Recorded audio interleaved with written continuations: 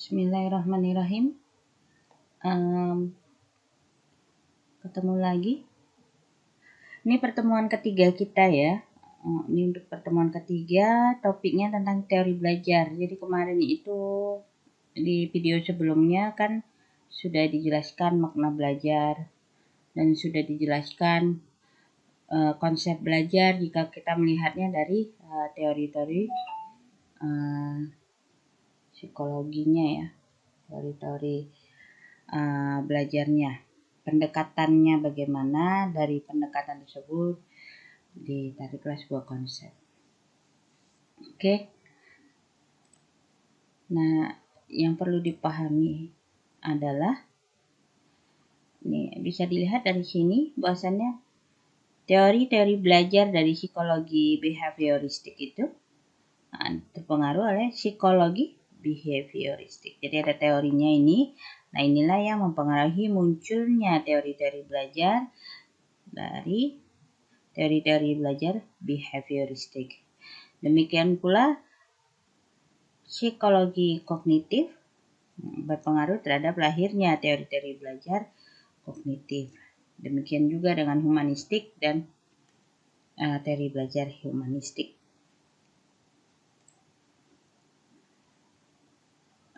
Ada 4 pandangan mengenai belajar ya. Pandangan yang berasal dari aliran psikologi behavioristik. Ini kita jelaskan sedikit ya.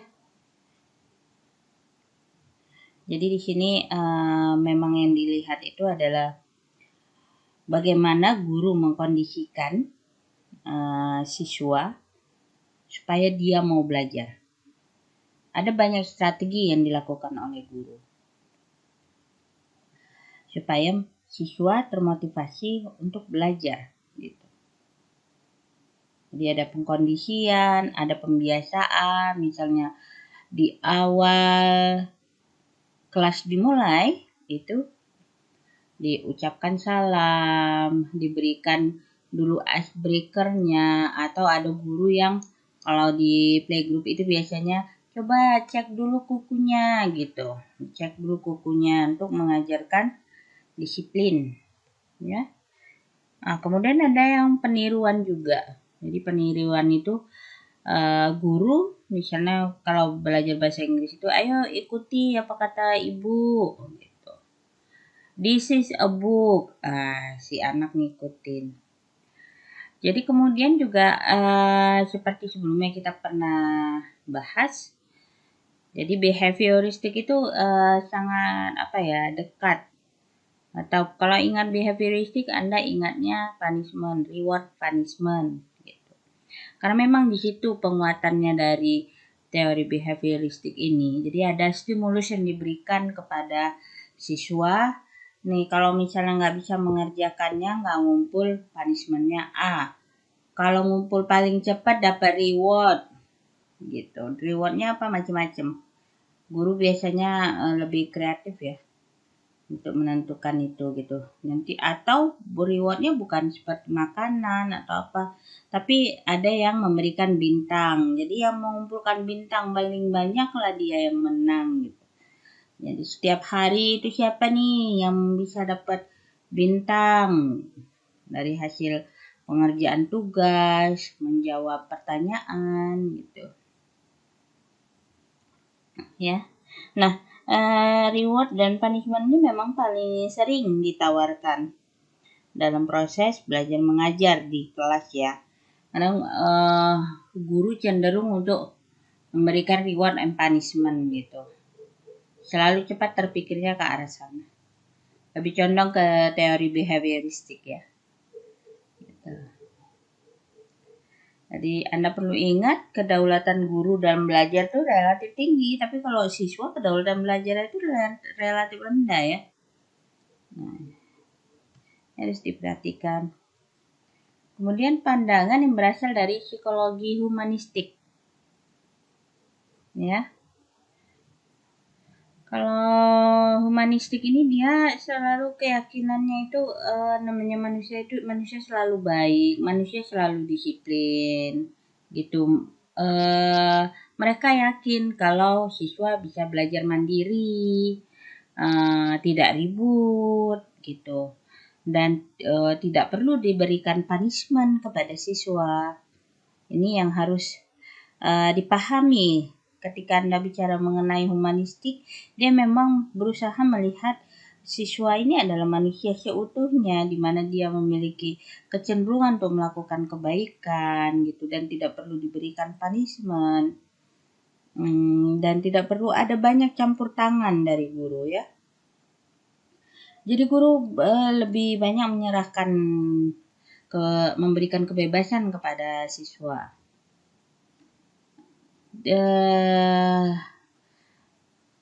Nah, kalau misalnya pandangan yang berasal dari psikologi kognitif, seperti yang Anda bisa lihat sendiri, dia lebih cenderung kepada apa? Kepada proses pemikiran ya di dalam brain itu sendiri, bagaimana prosesnya itu terjadi gitu. Nah, dan biasanya ini memang lebih ke arah eksperimentasi gitu. Jadi kalau menurut psikologi, pandangan berasal dari psikologi kognitif ini, belajar itu perpaduan dari usaha pribadi dengan kontrol instrumental yang berasal dari lingkungan gitu. Ya. Jadi dilihat juga terhadap stimulus-stimulus yang diberikan kepada siswa. Nah, kalau pandang psikologi behavioristik, tanggung jawab terhadap siswa dalam belajar rendah gitu. Ya, tanggung jawab siswa itu rendah gitu kalau dari sisi behavioristik. Ya, dan lebih banyak di guru, jadi guru yang lebih aktif. Nah, kalau di humanistik itu guru yang rendah, tanggung jawab siswa yang tinggi. Jadi kalau Anda bisa ini kan bisa lihat ada kita kalau pendekatan secara nasional itu ada yang apa? Ada yang student learning center itu di humanistik. Kalau di behavioristik apa? Teachernya gitu. Teachernya yang lebih banyak aktif. Nah, kalau di kognitif dia memberikan tanggung jawab balance, seimbang gitu antara guru dengan siswa. Nah, ini pandangan yang keempat dari psikologi Gestalt ya.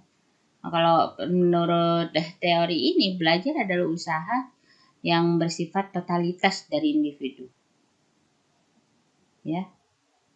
Jadi, memang benar-benar totalitas itu diserahkan kepada pribadi si individu. Gitu.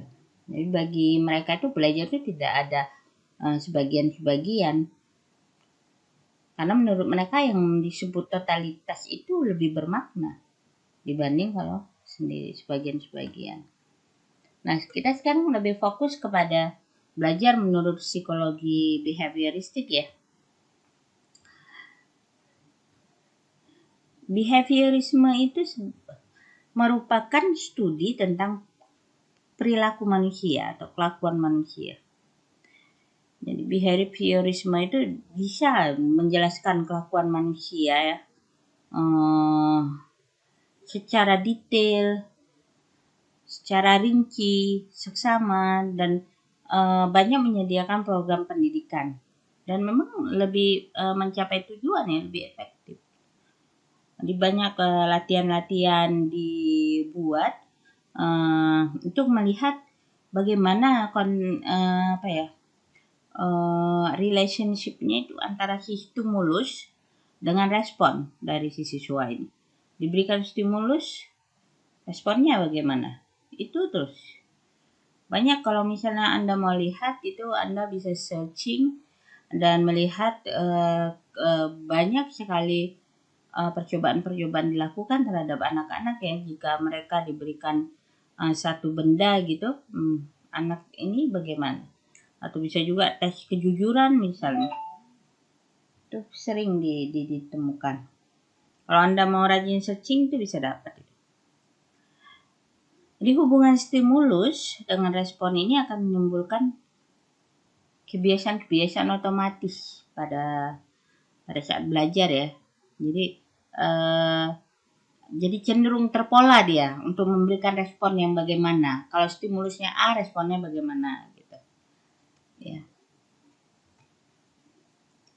Jadi ada disebut SR bond theory ya, itu S-nya stimulus, R-nya itu respons. Ya. Jadi dilihat memang.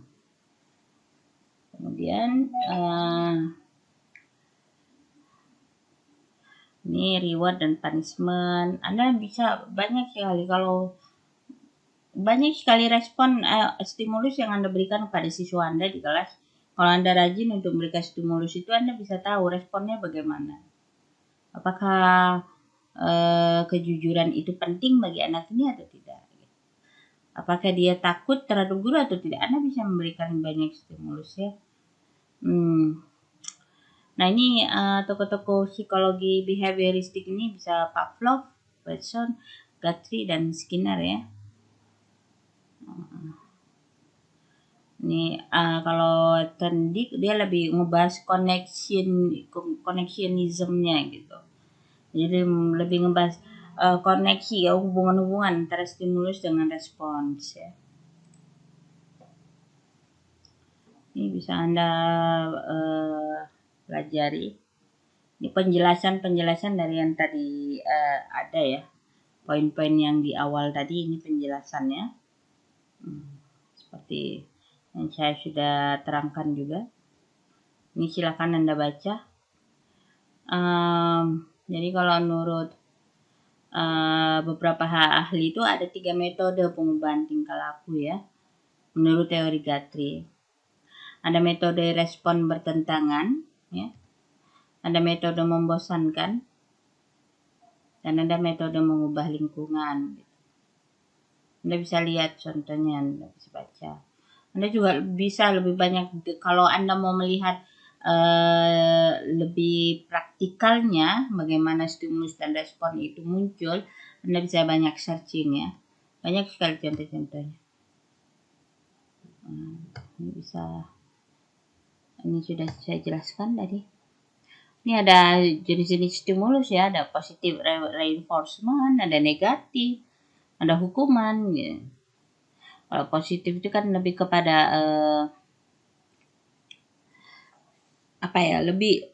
kalimatnya itu tidak negatif, artinya lebih banyak mendukung, memberikan support atau pancingan-pancingan yang positif, pujian, komplimen gitu ya.